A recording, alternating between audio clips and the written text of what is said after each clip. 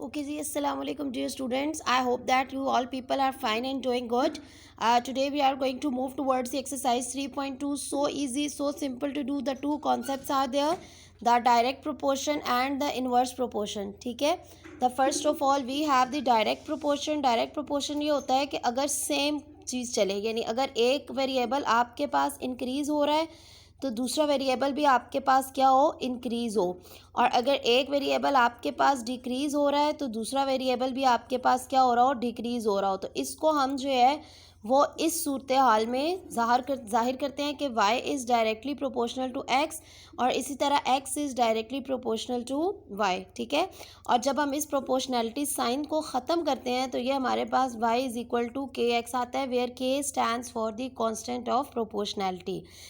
अब inverse proportion क्या होता है? इन्वर्स प्रोपोर्शन उल्टा होता है कि अगर एक वैल्यू के इंक्रीज़ करने से दूसरी वैल्यू डिक्रीज़ कर जाए, या अगर एक वैल्यू के डिक्रीज़ करने से दूसरी वैल्यू इंक्रीज़ कर जाए, तो ये हमारे पास इन्वर्स प्रोपोर्शन होता है। और it can be written as कि y is inversely proportional to x। ठीक है, यानी आप देखें ना, जैसे अगर हमने एक पेंसिल ली है शॉपकीपर से तो एक के पैसे देंगे, अगर दो लिए हैं तो अगर पहले हमें 5 रुपीज़ देने पड़ रहे थे तो अब नंबर ऑफ पेंसिल इंक्रीज़ करने से हमें मनी भी क्या हो रही है, इंक्रीज़ हो रही है। ठीक है, लेकिन अगर आप जैसे देखें, एक एग्जांपल मैं आपको और दूं कि आप जैसे देखें एक घर के 10 बंदे हैं, ठीक है, उनमें से, और वो अपने घर में 1 महीने का राशन डालते हैं, सही है। अब उनमें से आधे बंदे कहीं और चले जाते हैं, तो अब नंबर ऑफ़ पर्सनस के डिक्रीज़ होने से क्या हुआ, क्या खाना भी डिक्रीज़ हो गया? नहीं ना, बल्कि खाने की जो लिमिट है वो पहले से क्या हो जाएगी, बढ़ जाएगी। ठीक है, खाना अगर उनका पहले 1 महीना चलना था तो शायद अब 1.5 महीना चले, राइट। तो ये हमारे पास क्या होता है, इन्वर्सली प्रोपोर्शन। ठीक है, अब क्वेश्चन सारे के सारे इंतहाई आसान है, इसमें कोई नई इतनी बड़ी बात नहीं है जो हमने करनी हो।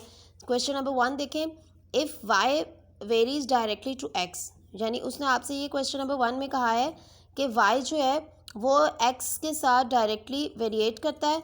तो देखें y इज़ इक्वल टू कितना हो गया, के एक्स। आगे कह रहे हैं y is equal to 8 when x is equal to 2। तो आप देखें इधर ले जाकर डिवाइड करने से कितना हो जाएगा, 2 4 ज़ा 8, के की कितनी वैल्यू आई है, 4। ठीक, अब पहला क्वेश्चन था replace y in terms of x। ठीक है, एक आंसर आ गया, ये पहले का जवाब हो गया। ठीक, दूसरे में उसने कहा है find the value of y when x is equal to 5। ठीक है, अब देखें आपके पास क्वेश्चन में क्या चीज़ आई है। अब देखें y इज़ इक्वल टू कितना हो गया, k की जगह 4x, ये हो गया एक्चुअली। ठीक है, अब आपसे कह रहे हैं y की वैल्यू निकालें जब x 5 हो, तो 4 इंटू 5 कितना हो गया, y इज़ इक्वल टू 20। अब इसी तरह कह रहे हैं कि तीसरे पार्ट में आपसे कि find the value for x। अब देखें इक्वेशन क्या है, y is equal to 4x। अब y की जगह उसने आपको क्या बोला है कि 28 रखें और x की वैल्यू निकालें, तो आप सिंपल निकाल देंगे, 4 7 ज़ा 28। क्वेश्चन इसमें कुछ भी मुश्किल नहीं है, all questions are quite easy, quite simple to do. ठीक है, सिंपल आपने ये चीज़ स्टेप पहला करना है, उसके बाद आपने ये जो है इसमें वैल्यूज़ कैलकुलेट करनी है। जैसे if I move towards the question number 3 बता देती हूँ। ठीक है, क्वेश्चन नंबर 3 पर आए, उसने आपसे कहा है कि r is directly proportional to t and r is equal to 5। तो यहाँ से देखें r का जो कांस्टेंट ऑफ प्रोपोर्शनैलिटी ऐड हुआ वो क्या हुआ, r is equal to t। कह रहे हैं r इज़ इक्वल टू 5 है, ठीक है, when t is equal to 8। तो k का आंसर कितना हुआ, 5/8। ठीक है, पुट इन 1 करें तो आपकी इक्वेशन क्या बनी, r is equal to 5/8 t। ये आपके पास पहला आंसर हो गया। ठीक है, अब also find r when t is equal to 64। r की वैल्यू निकालनी है, t कितना है 64। जब आप ये यूज़ करेंगे तो r कितना हो गया, 5/8 मल्टीप्लाइड बाई 64, आंसर कितना आएगा, 8 8 से 64, तो r इज़ इक्वल टू 5 8 ज़ा 40। दूसरा आंसर ये हो गया। तीसरे आंसर में देखें and t when r is equal to 20। अब r इज़ इक्वल टू 20 आपने इस इक्वेशन में यूज़ करना है, तो 20 is equal to 5/8 multiplied by t। अब यहाँ पर देखें ये इधर डिवाइड था, इधर ले जाकर कितना होगा, मल्टीप्लाई था, इधर ले जाकर कितना होगा, डिवाइड। 5 3 ज़ा 15, 5 2 ज़ा 10। तो सिंपल ये सारे क्वेश्चंस आपके पास इस तरीके से चलेंगे। ठीक हो गया? I hope that the question is clear to you. Question number 5 देखें।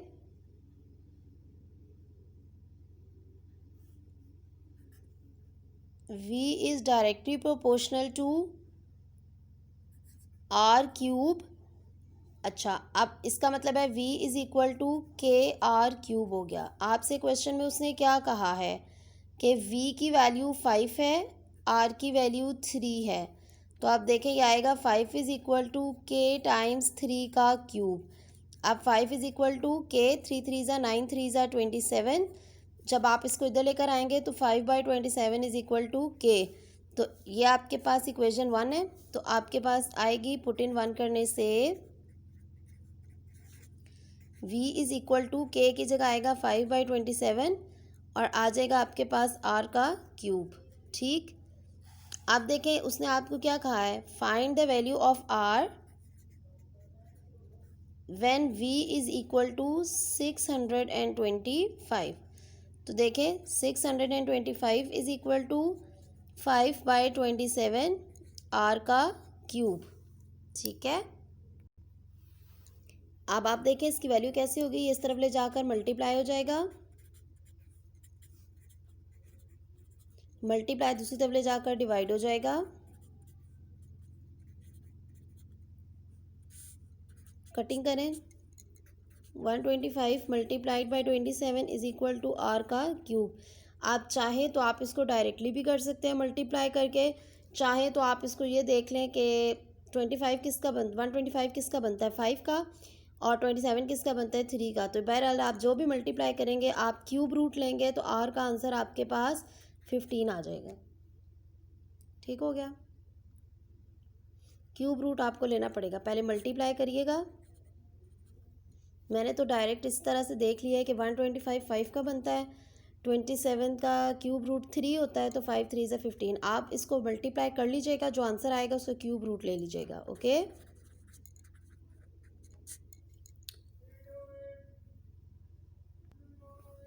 क्वेश्चन नंबर 9 पर आए। If w is directly proportional inversely proportional to 1 over z, तो देखिए क्या आएगा, w is equal to k into 1/z, यानी कि w is equal to k/z। ये आपके पास इक्वेशन आ गई।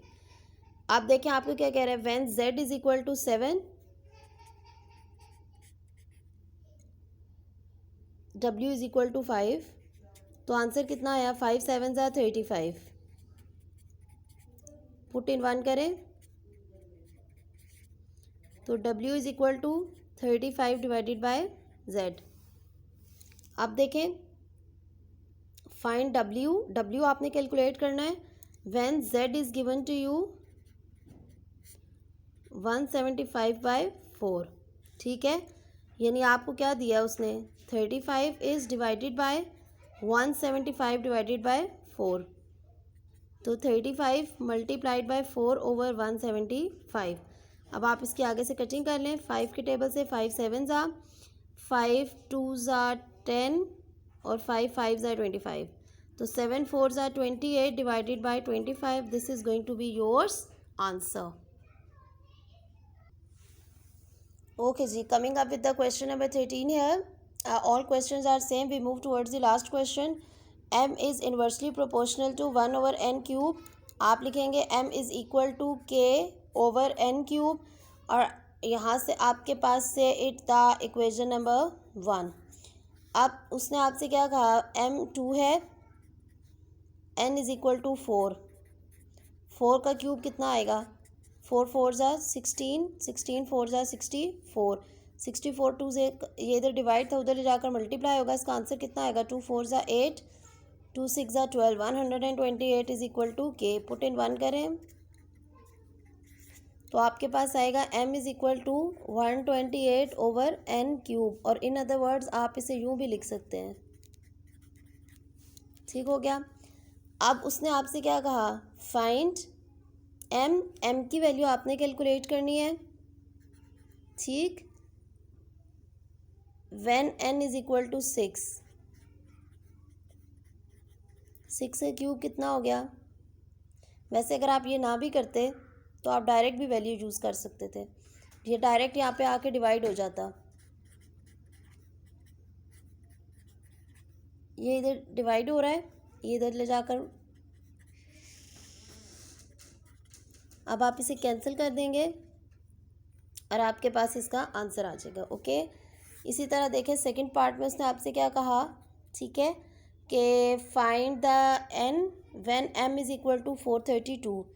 अब देखें उसने आपसे क्या कहा है, mn cube is equal to 128। आपको ये कह रहे हैं कि m इज़ इक्वल टू 432, ये इधर मल्टीप्लाई इधर ले जाकर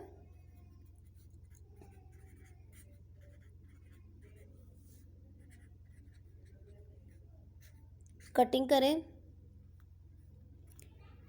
2 6 ज़ा 12, 2 4 ज़ा 8, 2 2 ज़ा 4, 2 1 ज़ा 2, 2 6 ज़ा 12। फिर इसकी कटिंग करें, 2 3 ज़ा 6, 2 2 ज़ा 4, फिर कटिंग करें, 2 विथ 16 आप डायरेक्ट कैलकुलेटर से भी ले सकते हैं, 2 8 ज़ा 16, 2 27 ज़ा, n cube is equal to 8/27। आप इसका क्यूब रूट लेंगे तो आपके पास इसका आंसर आ जाएगा। n इज़ इक्वल टू 2 2 ज़ा 4, 4 2 ज़ा 2 का आएगा डिवाइडेड बाय 3, तो 2/3 इसका आंसर आएगा। Okay, I hope that this exercise is clear to you. It was so easy, so simple to do, that's why मैंने इसे बहुत बददिली से बनाया। Okay, thank you.